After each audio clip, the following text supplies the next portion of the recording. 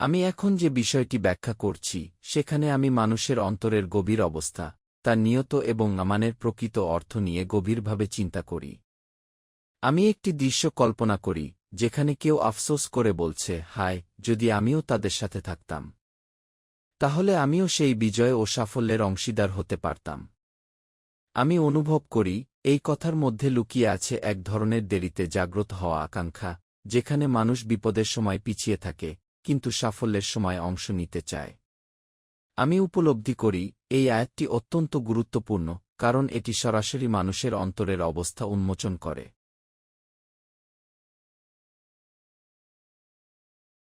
আমি গভীরভাবে বুঝতে চেষ্টা করি প্রকৃত ঈমানের সারমর্ম কী। আমি উপলব্ধি করি ঈমানের আসল ভিত্তি হল এই দুনিয়ার জীবনকে আখিরাতের জীবনের জন্য বিক্রি করে দেওয়া। আমি নিজেকে বলি, যদি আমি সত্যিই জান্নাত লাভ করতে চাই, তাহলে আমাকে এই দুনিয়ার আরাম, স্বার্থ, নিরাপত্তা সবকিছুকে আল্লাহর পথে ত্যাগ করার মানসিকতা রাখতে হবে। আমি অনুভব করি এটি কোনো সহজ বিষয় নয়, বরং এটি একটি বড় সিদ্ধান্ত, একটি চুক্তি, যেখানে একজন মানুষ নিজের জীবন, সম্পদ এবং সবকিছু আল্লাহর কাছে সঁপে দেয়।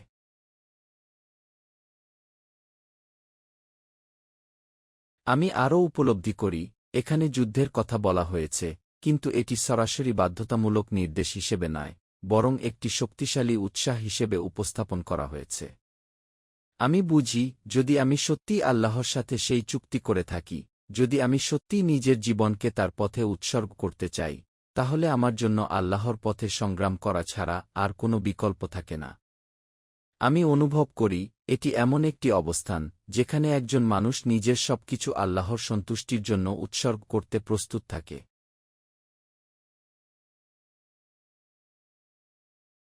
আমি এরপর সেই অবস্থার কথা চিন্তা করি যেখানে একজন ব্যক্তি আল্লাহর পথে যুদ্ধ করতে বের হয়।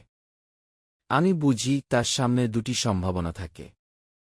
হয় সে শহীদ হবে, অর্থাৎ সে তার জীবন উৎসর্গ করবে, অথবা সে বিজয়ী হয়ে ফিরে আসবে। আমি গভীরভাবে উপলব্ধি করি এই দুই অবস্থার মধ্যে বাহ্যিকভাবে পার্থক্য থাকলেও আল্লাহর কাছে এদের মূল্য সমান।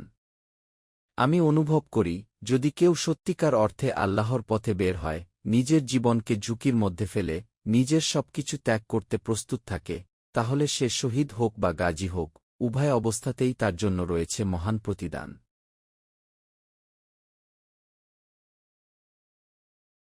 আমি নিজেকে প্রশ্ন করি কেন এই দুই অবস্থার পুরস্কার সমান।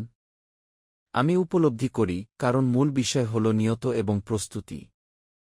আমি বুঝি যে ব্যক্তি আল্লাহর পথে বের হয়েছে সে ইতোমধ্যেই নিজের জীবনকে ত্যাগ করার জন্য প্রস্তুত হয়েছে। সে তার অন্তরে সেই সিদ্ধান্ত নিয়ে নিয়েছে। তাই সে ফিরে আসুক বা না আসুক, আল্লাহ তার সেই আন্তরিকতা, সেই ত্যাগের মানসিকতাকে মূল্যায়ন করেন।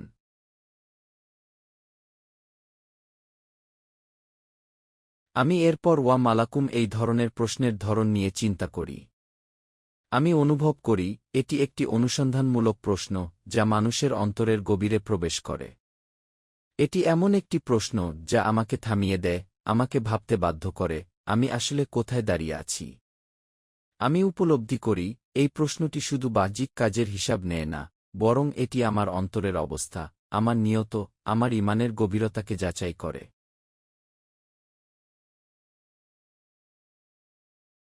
এইভাবে আমি পুরো বিষয়টি নিজের ভেতরে বিশ্লেষণ করি এবং অনুভব করি ইসলামের শিক্ষা শুধু বাহ্যিক আনুগত্য নয়, বরং এটি সম্পূর্ণ আত্মসমর্পণের শিক্ষা। আমি নিজেকে প্রশ্ন করি আমি কি সত্যিই সেই মানুষদের অন্তর্ভুক্ত যারা দুনিয়াকে আখিরাতের জন্য ত্যাগ করতে প্রস্তুত? আমি কি সত্যিই আল্লাহর পথে সবকিছু উৎসর্গ করতে পারব?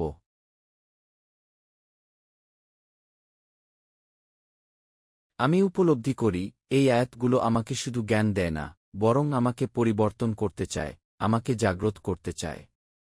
আমি আল্লাহর কাছে দোয়া করি যেন তিনি আমাকে সেই আন্তরিকতা, সেই দ্বিতা এবং সেই পূর্ণ আত্মসমর্পণের অবস্থানে পৌঁছানোর তৌফিক দান করেন, যাতে আমি সত্যিকার অর্থে তার সন্তুষ্টির জন্য বাঁচতে পারি এবং তার পথে অগ্রসর হতে পারি। আমি এখন যে বিষয়টি ব্যাখ্যা করছি সেখানে আমি একটি গভীর প্রশ্নের ধরন নিয়ে চিন্তা করি, এমন একটি প্রশ্ন যা শুধু মুখে করা হয় না, বরং মানুষের অন্তরের গভীরে প্রবেশ করে, তাকে নাড়া দেয়, তাকে অস্থির করে তোলে। আমি অনুভব করি কখনো কখনো আমরা কাউকে প্রশ্ন করি, তোমার কি হয়েছে হে মুসলিম? তোমার এই অবস্থার কারণ কি? কিন্তু আমি বুঝি, এটি সাধারণ কোনো প্রশ্ন নয়, এটি একটি অনুসন্ধানমূলক প্রশ্ন, এমন একটি প্রশ্ন যা মানুষের অন্তরের গোপন দুর্বলতা, তার দ্বিধা, তার দায়িত্বহীনতাকে প্রকাশ করে দেয়। আমি নিজেকেও এই প্রশ্ন করি, আমি কোথায় দাঁড়িয়ে আছি?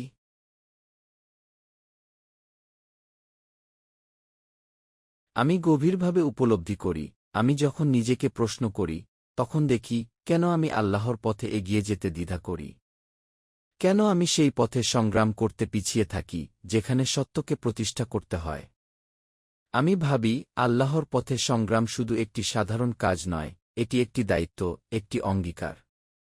আমি বুঝি, সেই সময় মক্কার মুসলমানরা অত্যাচারিত হচ্ছিল, তাদের উপর নির্যাতন চালানো হচ্ছিল, তারা অসহায় অবস্থায় ছিল, তবুও কিছু মানুষ ছিল যারা বসে থাকছিল, তারা এগিয়ে যাচ্ছিল না। আমি নিজেকে প্রশ্ন করি, আমি কি সেই লোকদের মতো, যারা অন্যের কষ্ট দেখেও নিশ্চুপ থাকে?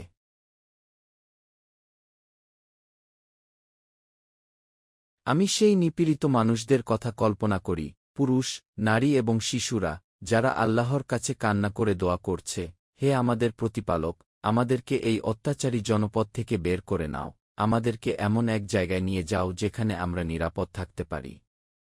আমি অনুভব করি, তারা শুধু মুক্তি চাইছে না, তারা আল্লাহর সাহায্য চাইছে, তারা একজন অভিভাবক চাইছে, একজন সাহায্যকারী চাইছে, যে তাদের পাশে দাঁড়াবে। আমি উপলব্ধি করি, এই দোয়া শুধু তাদের মুখের কথা নয়, এটি তাদের হৃদয়ের আর্তনাদ।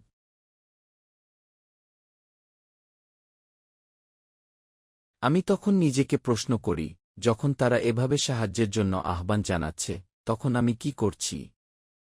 আমি কি আমার ঘরে বসে আছি, নিজেকে নিরাপদ মনে করছি, এবং একই সাথে দাবি করছি যে আমি একজন মুসলিম? আমি অনুভব করি, এখানে একটি বড় বৈপরীত্য রয়েছে।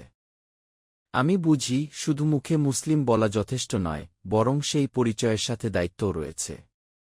যদি আমি সেই দায়িত্ব পালন না করি, তাহলে আমার দাবির মধ্যে একটি অসামঞ্জস্য থেকে যায়।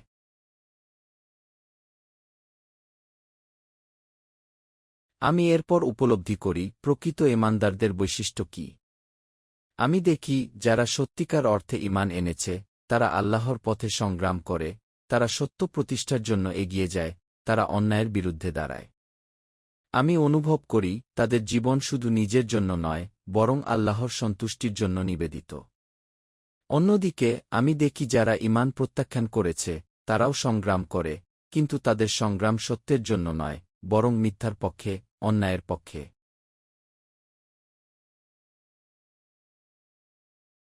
আমি এই দুই দলের মধ্যে স্পষ্ট পার্থক্য দেখি। আমি বুঝি, এটি একটি বিভাজন, একটি স্পষ্ট রেখা, যেখানে একদিকে আছে সত্যের পথ, আর অন্যদিকে আছে বাতিলের পথ। আমি উপলব্ধি করি, যখন ইসলামের প্রকৃত দাওয়াত একটি জীবন্ত আন্দোলন হিসেবে মানুষের সামনে আসে, তখন সমাজে এই বিভাজন স্পষ্ট হয়ে ওঠে। আমি অনুভব করি, তখন আর নিরপেক্ষ থাকার সুযোগ থাকে না, একজন মানুষকে সিদ্ধান্ত নিতে হয়, সে কোনো পথে থাকবে।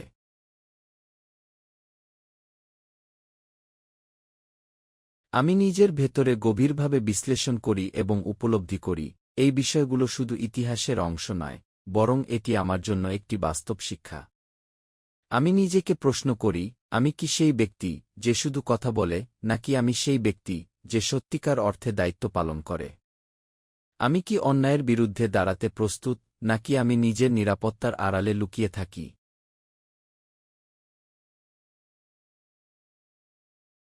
এইভাবে আমি নিজের অন্তরকে বারবার যাচাই করি এবং আল্লাহর কাছে দোয়া করি, যেন তিনি আমাকে সেই শক্তি, সেই সাহস এবং সেই আন্তরিকতা দান করেন, যাতে আমি সত্যিকার অর্থে তার পথে চলতে পারি এবং নিপীড়িতদের পাশে দাঁড়াতে পারি। আমি এখন যে বিষয়টি ব্যাখ্যা করছি, সেখানে আমি দাওয়াতের প্রকৃতি এবং তার ভিন্ন ভিন্ন রূপ নিয়ে গভীরভাবে চিন্তা করি। আমি উপলব্ধি করি, একটি বিপ্লবী আন্দোলনের দাওয়াত এক ধরনের, আর একটি সাধারণ মিশনারি সংগঠনের দাওয়াত সম্পূর্ণ ভিন্ন ধরনের। আমি অনুভব করি, এই দুইটির মধ্যে পার্থক্য এতটাই বড় যে, তাদেরকে একসাথে তুলনা করাই ভুল হবে। আমি দেখি, একটি দাওয়াত শুধু মানুষকে কিছু কথা শেখায়, কিছু বিশ্বাসে আহ্বান করে, আর অন্যটি মানুষের পুরো জীবন ব্যবস্থা পরিবর্তন করার লক্ষ্য নিয়ে আসে।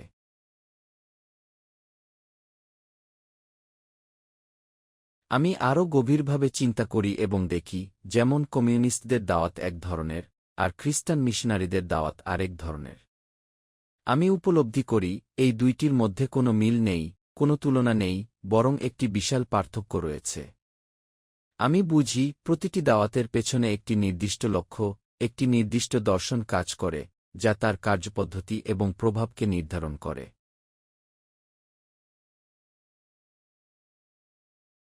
আমি এরপর সবচেয়ে গুরুত্বপূর্ণ বিষয়ে আসি। আমি অনুভব করি, রাসূল মুহাম্মদ সাল্লাল্লাহু আলাইহি ওয়াসাল্লাম এর দাওয়াত সম্পূর্ণ ভিন্ন ছিল। আমি উপলব্ধি করি, এটি শুধু একটি ধর্মীয় আহ্বান ছিল না, বরং এটি ছিল একটি বিপ্লবমুখী দাওয়াত, যার লক্ষ্য ছিল সমাজের মূল কাঠামো পরিবর্তন করা। আমি বুঝি, এই দাওয়াত মানুষের চিন্তা, বিশ্বাস, নৈতিকতা, আইন এবং পুরো সামাজিক ব্যবস্থাকে পরিবর্তন করতে চেয়েছিল।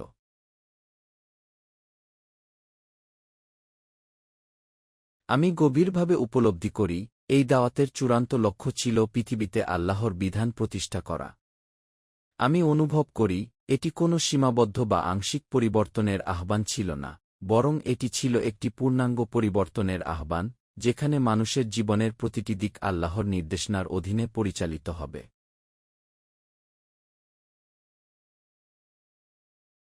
এইভাবে আমি পুরো বিষয়টি বিশ্লেষণ করে বুঝতে পারি, সব দাওয়াত একরকম নয়। আমি নিজেকে প্রশ্ন করি, আমি কোন দাওয়াতের অংশ? আমি কি শুধু কথার দাওয়াতে সীমাবদ্ধ, নাকি আমি সেই দাওয়াতের অংশ, যা সত্যিকার অর্থে পরিবর্তন আনে, যা মানুষের জীবন ও সমাজকে আল্লাহর পথে পরিচালিত করে?